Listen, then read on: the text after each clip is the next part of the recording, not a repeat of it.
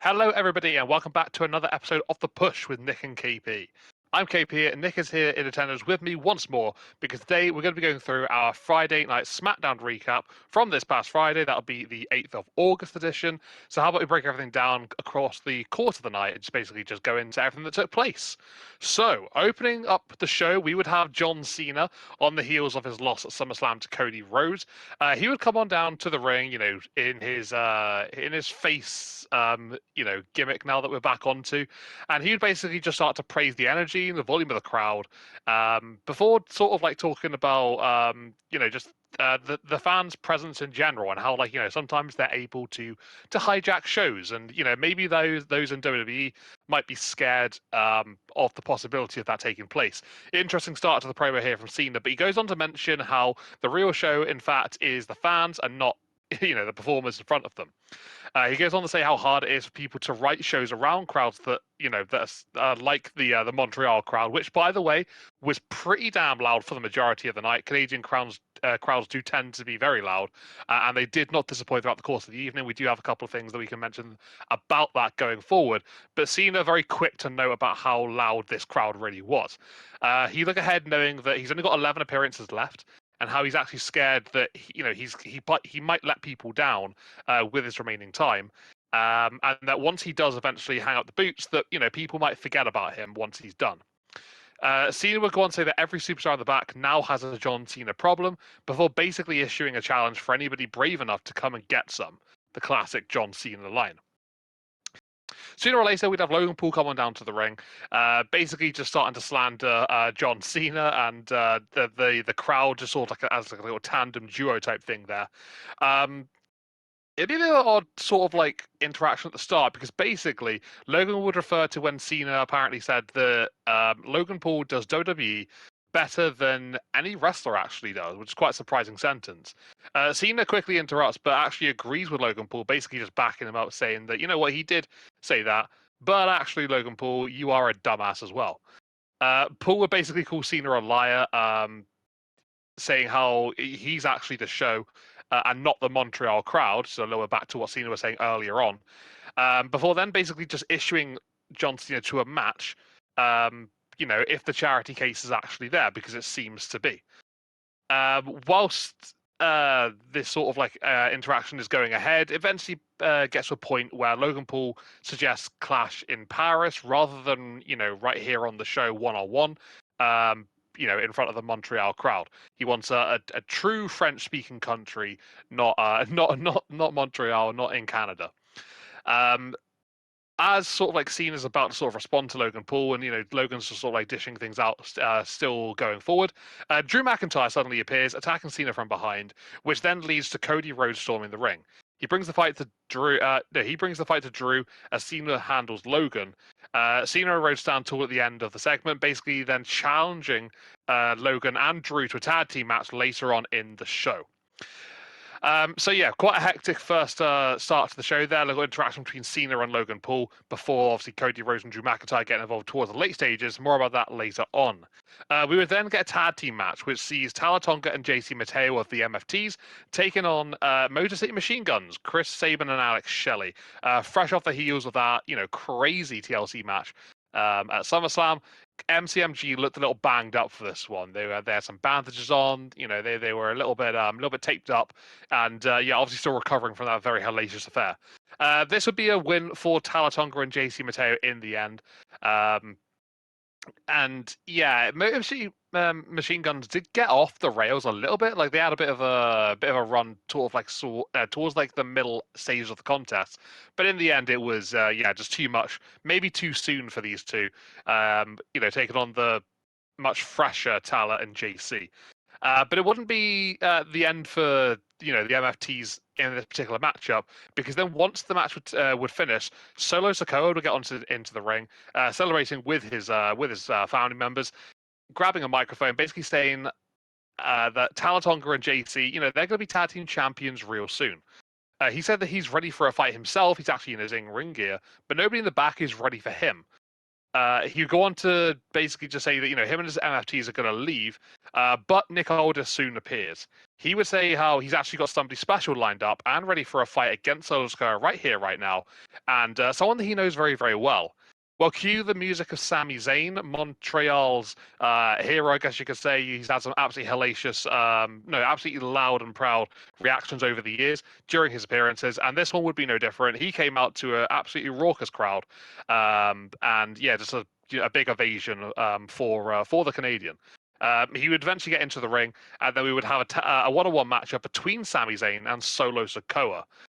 There would be a whole lot going on in this one. It'd be back and forth between Solo and Sami, lots of history between the two men. But also we'd have the likes of the MFTs, JC, Talatonga, Tongaloa, all sort of in and around at ringside. And they'd sort of be offering their interferences as Sami was looking to get the victory. Solo looks to be going for a Samoan spike. Sami actually rolls up Solo and would get the victory via the roll up, which I know you would have been a massive fan of there, Nick, with those roll up wins. But yeah, first half of SmackDown kind of crazy. A lot sort of like chucked into this one with obviously Cena and Logan kicking things off. Then obviously including Drew and Cody Rhodes into that little mix as well. The tag team match between the MFTs and Motor City Machine Guns, who obviously weren't quite ready yet after that crazy match at SummerSlam, and then Sami, coming over from Raw for this matchup randomly. I guess not randomly because it's in Montreal, so it makes sense. But just another case of a different superstar coming over to a different roster for maybe a one-off match. He's pinned the US champion. What does that mean going forward? I don't know. This is a man who wants the world title, but now he's just pinned the US title, the US champion. So I guess that holds some weight. But yeah, what did you make of the first half, Nick? Would love to hear your thoughts.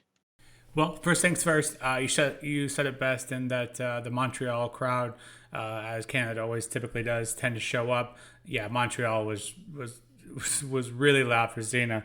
It is kind of crazy how quick we've turned the page, on Cena. I know it was over a week ago now, but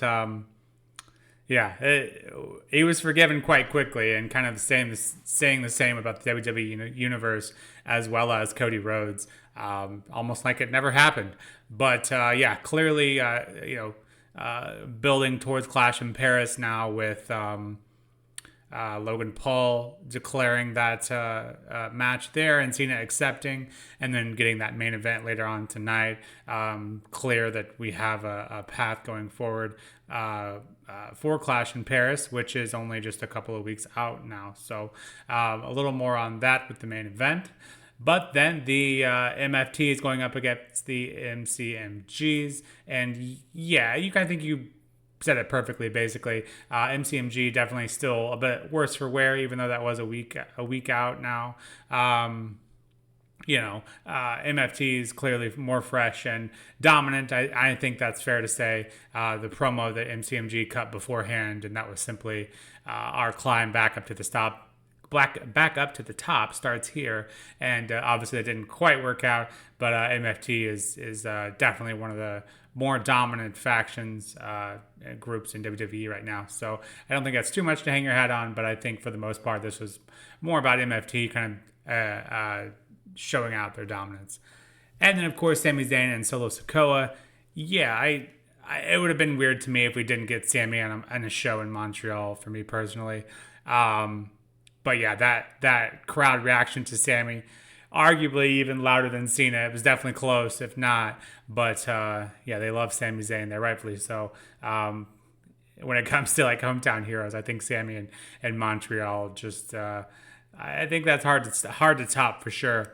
But yeah, match was good enough, and lots of interference from MFT as expected, and you kind of hit it perfectly. I don't love a good roll-up win, but it is what it is. Same reason I usually hate it, because it doesn't help anyone. In this instance, obviously keeps Solo safe, and then gives a little bit of momentum, I guess we can say, to Sami. So, but decent enough match, probably the best match of the night. Unfortunately, wasn't a ton of competition in terms of that, but Sami getting the win here. So I like to think this is just because we're in Montreal type thing. As you kind of alluded to, I don't see him going for anything else, other than the big title. But I guess we'll wait and see. Title scene on the main card is pretty booked at the moment. So I guess we'll wait and see. But yeah, decent enough first half to SmackDown. The show in whole went by pretty quick. So yeah, crazy. This was the first half already. Yeah, the first half does go by pretty quickly, and the second half does sort of follow the same pace. I would agree with that one. We would go then into our next segment of the night, which would feature Charlotte Flair and Alexa Bliss. There's a little bit of a backstage thing just before this in-ring segment takes place. Basically, just Charlotte saying, Lexi, come on down to the ring. It's your birthday tomorrow. I want to give you a proper celebration. Lexi's like, oh, well, why do I have to go down to the ring? Charlotte's like, oh, come on. This is an occasion worth it. It needs to be done in front of the fans. Needs to be a big moment like that. Charlotte eventually, convinces Alexa to follow her. They make their way down to the ring, and waiting for them in the ring is a cake on display, as well as a pretty big pink box, which is like sort of like a present gift type thing. Charlotte would go on to say how she wants to give Alexa a gift. But Alexa does politely refuse the gift, saying, you know what, Charlotte, you don't have to do that. And they have a little bit of a back and forth, and literally they push the gift like back and forth a few times each, basically saying yes, no, yes. No, it's not quite like that, but it's basically exactly that way. After a little bit of that back and forth, Charlotte reveals Lily in the "We're Not Friends" shirt, which is what Alexa and Charlotte have been sort of like donning recently. So obviously now it's gone over to that of Lily too. Alexa looks pretty pleased by it at first, but then Charlotte continues basically saying like, we're tag team partners. Lily needs a tag team partner as well. So, for those that remember, I didn't remember this. I had to go and look it up afterwards because I'd forgot the reference here in the link. It's been a long time. It's been 4 years. But basically, Charlotte would then reveal a doll that Alexa had actually given to her 4 years ago called Charlie. This is in the past, sort of like a story between the two women. It dates back to Raw from a number of years ago, actually 4 years ago, as I said. And yeah, basically it's Charlie in the same shirt that Lily is wearing saying we're not friends. So it literally is like you got the two women as a tag team, and then now you've got the two dolls that also, look like a tag team together. Alexa seems to be taken aback by this and, is pleasantly surprised by it. She holds the dolls up, and Charlotte then offers Alexa another gift, basically saying, like, you have the chance now to hug me. Um, yeah, just the queen being the queen, I suppose, is what we can say about this one. It was quite a funny segment, I guess, but it was also a little bit. It's been sort of like on the verge of like maybe a little awkward, maybe a little bit forced, maybe a little bit funny. And there's like lines that I think people just sort of like get different vibes from each and every single segment that these two women deliver. That just seems to be the way things go at the moment between the two of them. This one was maybe all three. I'll leave that up to personal opinion. Yeah, it got to a point where as Lex is sort of going in for the hug, we then get Chelsea Green and the Secret Service coming on down to the ramp, coming on down the ramp. We're basically Chelsea saying that she's the real Canadian hero. She's arrived. But then Charlotte says to Alexa, "Hold on, I got one more gift for you, Lexi, for your birthday. I'm going to kick Chelsea's ass right here, right now for you." Nick Aldis comes out with a referee who literally is wearing like a little pink ribbon on just above the WWE logo on his shirt, and basically says that he's got a brand new referee that's going to be refereeing this contest, and that match is official right here, right now. Chelsea, very annoyed by this one, would make her way down to the ring eventually to go one-on-one with Charlotte Flair. This would be a match that was, for the most part, as you'd expect. Secret Service on the outside, Bliss on the outside. A couple of occasions where Chelsea sort of needs to recoup and to recover. Secret Service helping her get to that point, gets back into the ring. Match continues. Eventually, it gets to a stage where Chelsea has Charlotte down. She calls for the cake, which has now been moved to ringside, to be brought in by Alba and Piper. Once the cake is brought into the ring, Chelsea looks to hit the Ampritia onto Charlotte Flair to put her through the cake. But instead of doing that, Charlotte actually reverses it, and I think does the Ampritia to Chelsea instead. So smashes her face through the cake and then locks in the figure eight. I think Charlotte actually gets like a bit of a taste of the cake as well at the same time, and you can see the joy on Charlotte's face when she's locking in the submission. Chelsea doesn't last like 4 seconds probably, and she taps out to the submission pretty quickly, with Charlotte Flair getting the victory. There's a little bit at the end where Alexa and Charlotte are in the ring together, and Alexa does try some of the cake as well, agreeing that it tastes pretty nice, and that seems to be the segment over. But it was one of those almost comical segments. Nothing too serious going on here, but maybe a little bit of progression in the story between Charlotte and Alexa with the whole doll thing, I guess you could say. But yeah, quite interesting and definitely unique for sure. Then we would get our main event, what was brought to life earlier on in our opening segment. This would be the tag team match between John Cena, Cody Rhodes, and Logan Paul and Drew McIntyre. This was a this is a pretty fine match to be honest for the most part. It never really got going massively in my opinion. It got to a point where things started to heat up a little bit and the intensity started to increase. And then Logan Paul hits a low blow on John Cena.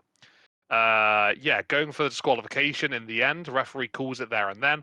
I think Cody and Drew are on the outside at this point, and eventually John Cena and Logan Paul like square up against each other, and they fight towards the back.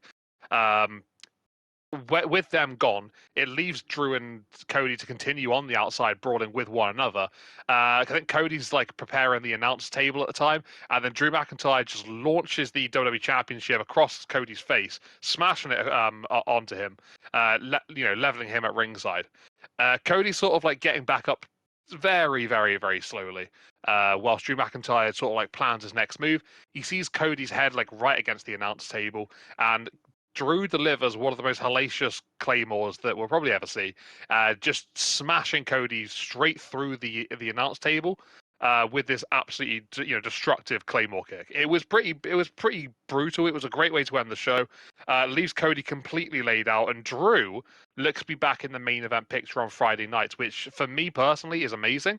I'm really glad to see him, in his right spot, to be fair, being up in that main event picture. I think it's definitely what he deserves to be in at the moment, but that's just a personal opinion. In terms of the segment, yeah, I quite liked the ending to the show, to be honest with you. The match itself was maybe a little bit of a letdown, but in terms of the come up from what we got from it, we've got Logan Paul going up against John Cena at Clash in Paris. One of his final matches are going to be against Logan Paul, which is quite interesting. And then we've obviously now got maybe the hints between Drew and Cody taking the next step as well. So yeah, Nick, what did you make of our second half? Basically just all about Charlotte and Alexa for the most part, with Chelsea Green getting involved, and then the tag team low blow DQ followed by Drew destroying Cody. What did you make of it all? Yeah, I think you kind of said it, perfectly, in that the Charlotte and Alexa whole segment slash match was definitely meant to be more comedy than anything. And yeah, it was, I would put like 60% pretty awkward and 40% of it kind of landed. I think Alexa with Charlotte obviously is helping Charlotte with the baby face. Otherwise, I'm not sure it would be, received so well by the fans. But it's working enough. I think that they'll have to do something a little different each week, or it will. I assume it will be turned on pretty quickly. But yeah, it's hit and miss for me for sure. But I'm looking forward to seeing what they're going to do with it. Meanwhile, during these kind of segments, that it wasn't as bad as last week's. I will say that much better than last week's. But yeah, Charlotte clearly having a tough time not making it about her. It'll be interesting to see who turns on who, because naturally, as wrestling fans, that's the first thing we always think about when we get a tag team, how that will end. And I'm really not quite sure. So we'll see how that works out. It could be ways down the road, but of course that's just how my mind works. And I did not have someone tapping out to a figure eight covered in cake on my bingo list for this episode of SmackDown. So again, I say it every time Chelsea's in the ring. Feel bad for her. She deserves better. But she's entertaining, so at least she's being included. So there's that. And then the main event, yeah, I kind of feel bad for Montreal. They were hyped the entire show, living it up for John's last appearance there, and all of that hype, from the beginning of the show all the way to the main event. and we get a DQ finish. So as much as I love roll up pins, I love DQ finishes even more. And this is what we got here, unfortunately, to end the show with Logan Paul low blowing John Cena. In terms of the match itself, obviously not really what I was looking forward to, but you kind of ran out of time, and that seems to be a repeating issue with these SmackDowns since the time reduction. But in the grand scheme of things, where we head from here, I think you could argue that was effective. Obviously, John Cena, Logan Paul, very much building up that. And then, of course, I think, as you mentioned, Drew McIntyre clearly, it would seem, is headed for Cody Rhodes, which absolutely is where he belongs in that main event picture. The only, slight downside to that is he just got the title back. So, it is certainly written on the wall there. But regardless, a very nasty Claymore kick through the announce table. And I would agree, definitely one of the best we'll probably ever see. And the headbutt earlier, man, that was nasty as well. Drew just deserves so much better, but unfortunately, there's only so many spots in WWE, and they're all very heavily fought for. So Drew deserves better, but for now, we'll just appreciate him while he's here. And yeah, that's hot crowd in Montreal and SmackDown for me personally. I feel like a broken record, just more of the same though. With John Cena, he took up what felt like half the show. I know it wasn't, but with the opening segment and the ending segment, and then MFT's taking up quite a large portion of it as well. You got to feel bad for the rest of the roster. Like where are they supposed to get in? Especially as you mentioned, bringing over Sammy to SmackDown, which makes sense as a one-off, but it's got to be so hard to feel like you belong. And on that note, we had a backstage segment with Tiffany Stratton, Jade, and Julia, Kiana, and Michin. And, two of those being, the current women's champion on SmackDown. And it was like a 2-minute segment. So yeah, I understand you can't hit everyone every week. But given that we just came off SummerSlam, it would have been nice, I think, probably to include them instead of the tag match, maybe. But yeah, it's just eventually I'll probably stop saying it. But SmackDown, I think, needs to extend the time a little bit, or they need to get much better at figuring out who goes on the card. But overall, I'll give it a 6 out of 10. Again, it feels a bit generous, but can't argue that we didn't progress in storylines, which again is what we always want more than anything. Just felt so short, and that was my main takeaways. Yeah, we've been pretty critical over the amount of time that SmackDown have obviously cut recently. Going down the 2 hours, and I think that there were improvements in this show, but I do think that they still are suffering from the fact that it is only 2 hours, and they can't fit everybody in. You made such a good point about the women, especially like Julia and Tiffany Stratton being the women's champions. They should be involved more, right? They should have a proper segment on each show. I think that's pretty fair to expect here from a weekly for a weekly edition of SmackDown. I mean, when was the last time really that Julia had a proper segment that was outside of that? Was it a match against Zelina Vega, right? The rematch. Although it was a very good contest, I think we do need to sort of like get her on TV a lot more often, more frequently. Otherwise, she is going to be lost in the shuffle, and then we're going to have things like, not to call out names specifically here, but in the past we've seen the likes of for example, Shinsuke Nakamura with the US Championship.